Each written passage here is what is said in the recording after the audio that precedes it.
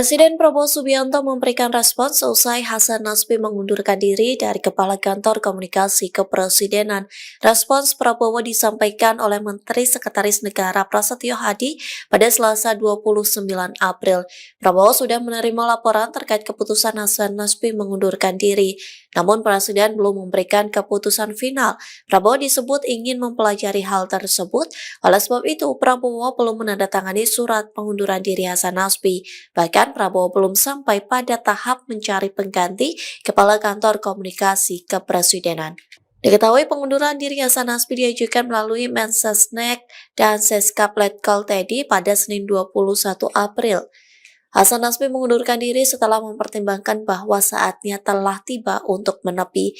Ia menegaskan bahwa keputusan yang diambil bukan hasil dari tekanan atau keputusan emosional. Dengan pengunduran dirinya, Hasan Nasbi berharap dapat memberikan ruang bagi figur yang lebih baik. Download Tribun X sekarang, menghadirkan lokal menjadi Indonesia.